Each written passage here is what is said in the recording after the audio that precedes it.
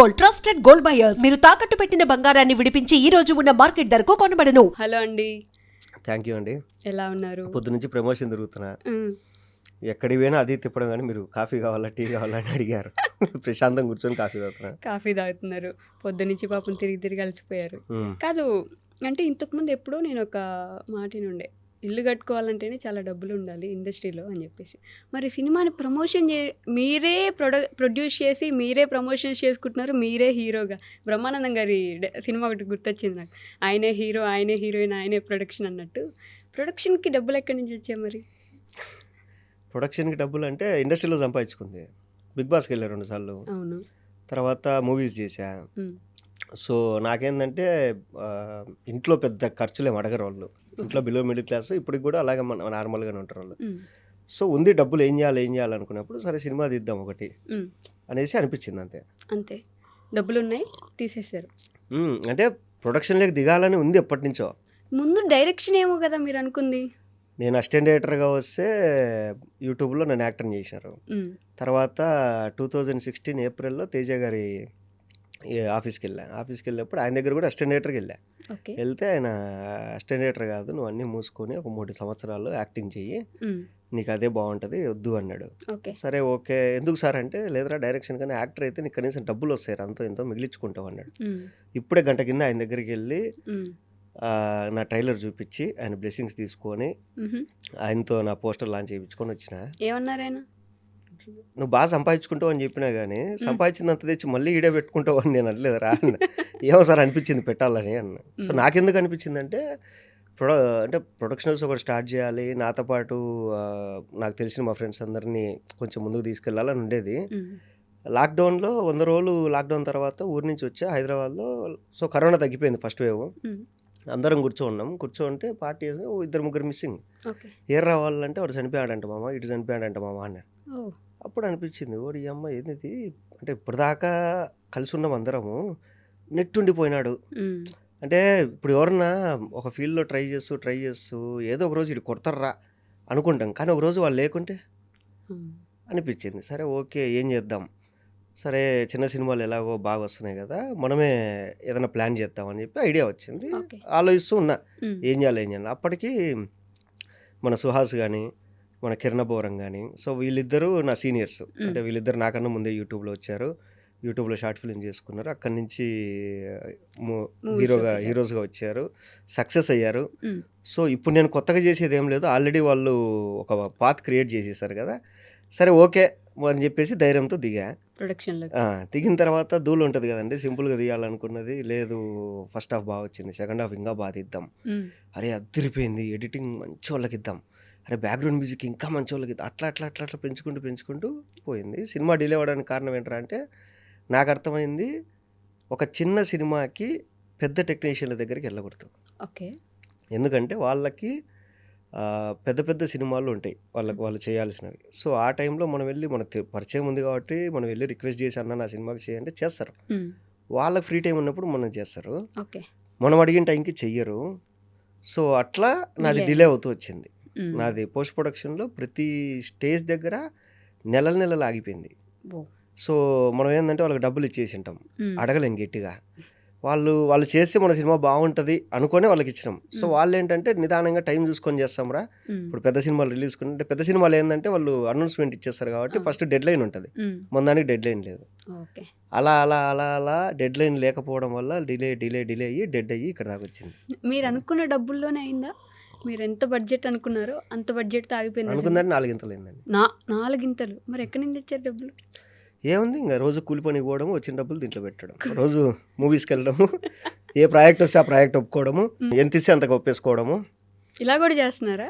అంతే కదా, మనకు డబ్బులు ఇంతకుముందు కొంచెం అవసరం. సెలెక్టివ్గా ఏమైనా ఉండేవాళ్ళేమో కదా. స్టార్టింగ్లో మ్. ఫుల్ లెంత్ క్యారెక్టర్ అయితేనే చేస్తా, లేదు ఇట్లా అయితేనే చేస్తా అనుకునేవాడిని. సో ఇప్పుడు ఏంటంటే ఇంకా డబ్బులు అవసరం పోస్ట్ ప్రొడక్షన్. ఇప్పుడు అదేది డబ్బులు కడితే కానీ మనకు అవుట్ ఇవ్వరు. సో డబ్బులు కావాలంటే ఏం చేయాలి, మనకు ఉన్నది ఇది ఒకటే పని.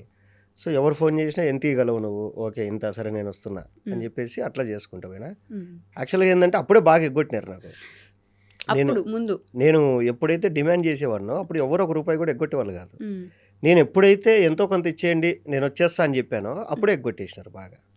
అప్పుడు అనిపించింది ఓకే అసలు తగ్గకూడదు, మనం ఎప్పటికైనా డిమాండ్ చేసేది డిమాండ్లోనే ఉండాలి అనేసి. అప్పులైతే చేయలేదు మొత్తానికి సినిమా కోసం. అప్పులు చేసా, అప్పులు కట్టుకున్నా, ప్రస్తుతానికి అప్పులు ఏం లేవు. ఇల్లు కట్టారా పోనీ హైదరాబాద్లో? లేదు. చాలా రోజుల నుంచి అప్పటి నుంచి ఒక 2023 నుంచి వింటున్నా నేను మీ ఇల్లు గురించి, ఇంటి కథ గురించి.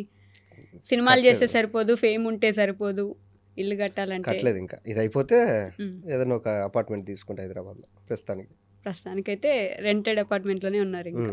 ఉమ్. సినిమా మాత్రం చేసేసారు చాలా ధైర్యంగా. ఏంటి ధైర్యం అంటే? వర్కౌట్ అవుతుంది, ఎంసీఏ కంప్లీట్ అయిపోయింది, అవును. బెంగళూరులో జాబ్ చేస్తున్నా, వదిలేసి వదిలేసి వచ్చా. వచ్చారు. అవును. వచ్చిన తర్వాత ఇక్కడ నాకు తెలియకుండా ఫస్ట్లో ఛాన్సులు వచ్చినాయి, డబ్బులు వచ్చినాయి, అన్నీ వచ్చినాయి. ఉమ్. సరే ఓకే అంటే డబ్బులేమో అప్పటికన్నా బాగానే వస్తున్నాయి, కానీ ఖర్చులు మాత్రం పెరిగినాయి బాగా. సో కాబట్టి ఇది వదిలేసి వెళ్ళలేము. ఉమ్. అయితే వదిలేసి వెళ్ళాలా, లేదా ఏదో ఒకటి చేసి వెళ్ళాలా. ఓకే. సో చూద్దాం, ఏదో ఒకటి చేసేసి చూద్దాం. ఎందుకంటే ఇప్పుడు నా ఏజ్ ఇప్పుడు 32 అండి. ఉమ్. నేను ఇప్పుడు కాకుండా ఒక 40-45 ఇయర్స్ వచ్చిన తర్వాత అరే నాతో పాటు నేను ఆ ఏజ్లో కొంచెం రిస్క్ తీసుకుంటే బాగుండేమో. ఉమ్. అంటే ఈ సపోర్టింగ్ క్యారెక్టర్లే కాకుండా ఓ మంచి విలన్ గానో, మంచి హీరో గానో, మంచి ప్యాడింగ్ ఆర్టిస్ట్ గానో ఉండేవన్నేమో రిస్క్ తీసుకుంటే అనేది బాధ వద్దు. ఓకే. అదేదో ఇప్పుడే తీసుకున్నాం అనుకోండి, ఉంటే ఉంటాం, పోతే పోతాం. ఓకే, ఇది కాకుండా వేరే చేసుకుంటాం. బట్ భయం లేదు, ఉంటామా, ఉండాల్సిందే, ఇలాంటి భయం లేదు, అంతేనా?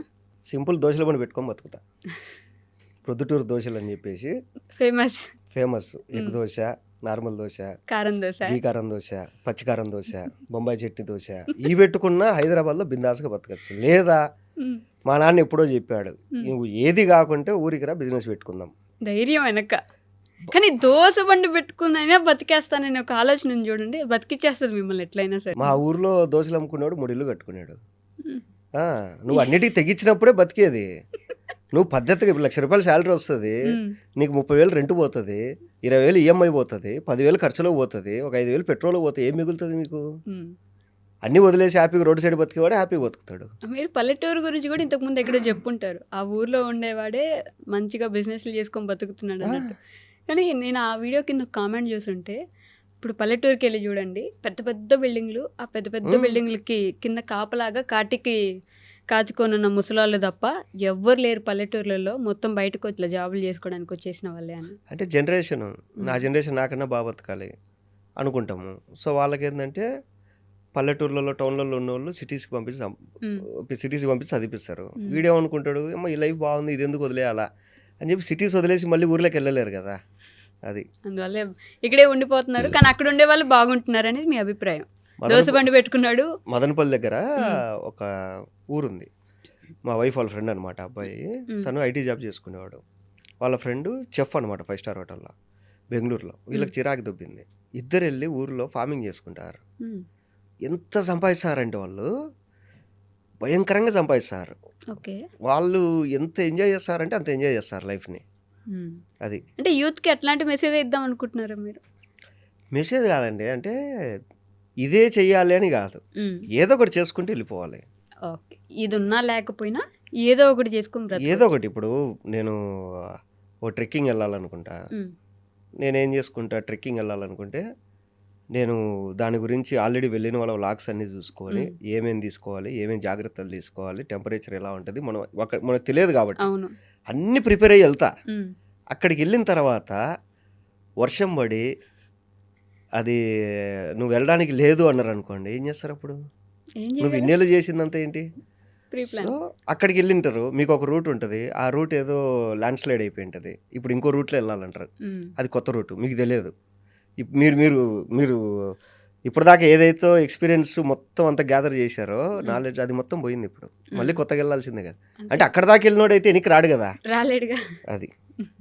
సో ఏదో ఒకటి చేయాలి అంతే. అంటే చిన్నప్పుడు నీ పేరేంట్రా అని అడుగుతారు, కొంచెం పెద్ద అయినాక ఏ క్లాస్ చదువుతున్నావు అంటారు, కొంచెం పెద్ద అయిన తర్వాత ఏ కాలేజు, ఏ ఊరు అంటారు, ఇంకొంచెం పెద్ద అయినాక ఏ కంపెనీలో జాబ్ చేస్తున్నావు అంటారు, ఒక 40 ఏళ్ళు దాటిన తర్వాత ఎంత సంపాదించినావు అంటారు.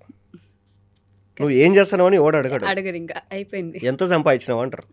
సో లాస్ట్కి కావాల్సింది ఏంటి? మన ఫ్యామిలీని బాగా చూసుకోవడం అంతే. అది ఎట్లా చూసుకున్నావు అంటే ఇదే చేసుకోవాలనుకుంటే కాదు, ఏదో ఒకటి చేసుకొని చూసుకోవాలి అంతే. మీ సినిమాలో మొత్తం కడప సైడ్ నుంచి చాలా మందిని తీసుకున్నట్టు ఆర్టిస్ట్, కొత్త వాళ్ళని. అది షూట్ మొత్తం కడప జిల్లాలోనే, A to Z కడప జిల్లాలోనే షూటు. ఆర్టిస్టులు కూడా మొత్తం దాదాపు ఒక 80 మంది అక్కడ వాళ్ళే. ఒక నలుగురు 5 మెయిన్ వాళ్ళు తప్ప మిగతా వాళ్ళంతా అక్కడ వాళ్ళే. ఎందుకు ఉత్తుత్తి హీరోలు? అంటే ఆగిపోయిన హీరోలు అనుకున్నా ఫస్ట్ టైటిల్, ఆగిపోయిన హీరోలా? ఆగిపోయిన హీరోలు అని.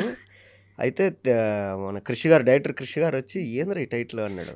సార్ ఇదే నా కాన్సెప్ట్ ప్రకారం ఇదే సార్ అన్న. ఫస్ట్ సినిమాకి ఆగిపోయినా చచ్చిపోయినా ఎందుకురా ఇవన్నీ, వేరే ఆల్టర్నేట్ చెప్పు అన్నాడు. అప్పుడు ఉత్తుత్త హీరోలు సార్ అన్న, ఇది బాగుంది కదా అన్నాడు. అప్పుడు డబ్బింగ్లో అంతా కరెక్షన్ చేసి ఉత్తుత్త హీరోలు అని పెట్టుకున్నాను. ఏంటి కాన్సెప్ట్ సినిమా కాన్సెప్ట్ ఏంటంటే, ఇది తెలుగు చిల్లర చిత్రాలు ఎప్పుడు రాలేదు, ప్రపంచ సినిమాలోనే ఇది అద్భుతం అని చెప్పండి నేను. అదే కదా. నేనేంటంటే చూసేవాళ్ళకి మీకు కూడా కథ చెప్పేస్తా, మీరు వచ్చి సినిమా చూడండి, నచ్చితే హ్యాపీ, నచ్చకుంటే తిట్టండి పర్లేదు. నాది పెద్ద అద్భుతమైన కథ కాదు, సింపుల్ కథ.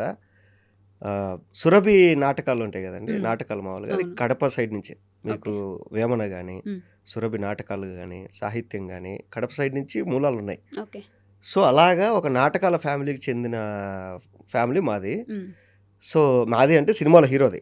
సో ఒక నాటకాల ఫ్యామిలీకి చెందిన వాడు షార్ట్ ఫిల్మ్స్ అవి చేస్తుంటే వీళ్ళని చూసి ఇంకొక నాటకాల ఫ్యామిలీకి చెందిన ఒక అమ్మాయి డైరెక్టర్ కావాలని ఉంటుంది. సో ఆ అమ్మాయి వీళ్ళని చూసి, అరే మిమ్మల్ని హీరోలను చేస్తారా, ఒక ఇండిపెండెంట్ సినిమా చేస్తారా అంటే ఓకే అక్క అని చెప్పి వీళ్ళు పోతారు, సినిమా చేస్తారు. వీళ్ళు హీరోలు అవుతారు కదా అని చెప్పి ఊరంతా ఎచ్చులు కొడతారు. ఎచ్చులు కొట్టిన తర్వాత ఆ సినిమా అయిపోతుంది.